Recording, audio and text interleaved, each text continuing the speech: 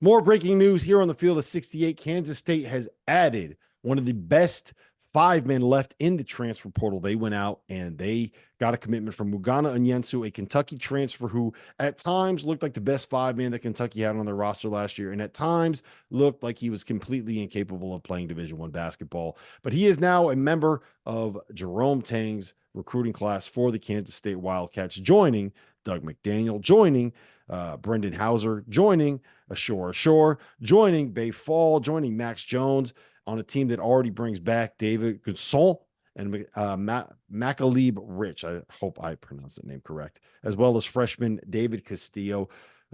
Goodman, I suddenly really, really like this group the more that I look at it. I think it has the potential to be a very, very good team and also has the potential to have the bottom completely fall out of it. But when you combine Jerome Tang's ability to draw up an offense with a point guard that wants to have the ball in his hands, the spacers that he added in the transfer portal, and the rim running, lob catching pieces that he has in Bay Fall, Ashore, and the new addition, Ugonna Onyenso, I really like what is available to Jerome Tang with Kansas State. Listen, he just got his starting 4 and 5 man potentially late, like he did. I mean, you know, you talking about a few weeks ago, you're talking about Kansas State and looking at them and going, man, they could be in some major trouble, especially with what they lack up front. But Achor, terrific. I had a chance to see him in the SoCon title game. Absolutely love him. And again, Onyenso, you have Onyenso and Bay Fall. Okay, 2 guys that honestly have a ton of potential, a ton of talent, a ton of promise. You hope that one of them emerges. If you're Jerome Tang, and if one of them does, I think you got a shot here because again, Doug McDaniel and Brendan Hausen, I think they fit together in the backcourt. You know, obviously Hausen could shoot the hell out of the ball. We know that at Villanova. Doug McDaniel, we've talked about, one of the more underrated transfers, and then Max Jones coming over can also shoot it from Cal State Fullerton. So I like this team. I think, listen, they've given themselves a chance now. Period. Yeah, look, I think that this is, I don't know if I'm ready to say that they are top 25 good yet, right? I think that there are enough question marks in terms of some of the shooters and some of the other pieces on this roster. But I love in theory what Tang has done. You got a point guard that thrives in ball screens, a guy that can fling the ball around the floor. You got a bunch of shooters that you can put around the perimeter. You got a bunch of athletes up front. The question is going to be, you're playing in a buzzsaw of a league, right? You have Baylor, Kansas, and Houston at the top. That Kansas is going to be in everybody's top 3. Baylor and Houston are going to be in a lot of people's top 5, right? And then you throw in the likes of Arizona. You throw in the likes of an Iowa State, right? You throw in the likes of a Texas Tech, who we just talked about last week, getting JT Toppin, has them in the mix for being a top 15 kind of a team.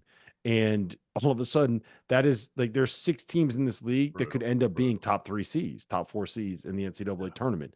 So Kansas State has a lot of ground to make up to get to that level. But, you know, with what they put together, I think that they're going to be the kind of team to me that will end up like a game or 2 over 500 in the Big 12, and they're going to pick off a couple of the big dogs at home. And then they're going to go on the road and they're going to lose one to like UCF or Oklahoma State in a game that you're like, how did they end up losing that game? Is that, you know what I mean? Like they feel like that kind of team with a ceiling that also has a floor. Yes. Yeah, but again, I mean, look at what Tang did a couple of years ago in his first year in Manhattan. We were there when they played Kansas, and it was like, listen, nobody expected a whole lot from them. You know, they rolled the dice, and I think again, they did it late here, which is hard to do, right? They really were able to kind of get their front court late, which I didn't think they'd be able to do because, you know, supply and demand says you wait on something like this, you're going to have to outbid some big boys. And again, not like Onyenso. Listen, he put his name in for the draft, and all of us shook our head. We're like, what the hell are you doing? Go back to school. So I'm glad he made the right decision here. But again, I think the trio of Okorafor, Onyenso, and Bay Fall, that's pretty good. That's pretty good. And if that's, I don't know how much scoring you're going to get from Onyenso or Bay Fall, but if they can just be an elite shot blocker, and rebounder if you're Onyenso, and like put it together consistently. That's my biggest thing with him, obviously, this past year. But I will say this, like, I don't think Cal ever went with anybody consistently at Kentucky. He was trying Bradshaw.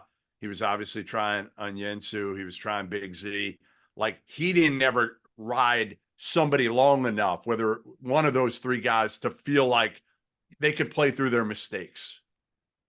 Yeah, and look, Ugonna Onyenso has a very very specific skill set, right? He is a guy that is going to be a 5-man that's going to be able to defend the rim, and that's kind of what he is right now. He's going to be a guy offensively where he sets screens, he rolls to the basket, you throw the ball up to the top of the square, and you let him go get it. And be a spacer that way. So he's not someone that you're expecting to be a pick and pop. He's not someone that you're expecting to throw the ball into and run offense through him. He kind of is what he is. And as long as you're able to embrace that and play through it, then I think that you're going to be just fine. And I think what we've seen with Jerome Tang is he understands how to be able to take advantage of what players have in a specific skill set if they're usable. So yeah, look, I think it's a good addition. I think he immediately makes him better. He particularly makes him better on the defensive end of the floor. And when your point guard is a 5 foot nothing guy that maybe isn't necessarily known as being a ball hawk, sometimes you need to have a guy that can just erase everything at the bucket. And that's what they got with the Ugonna Onyenso.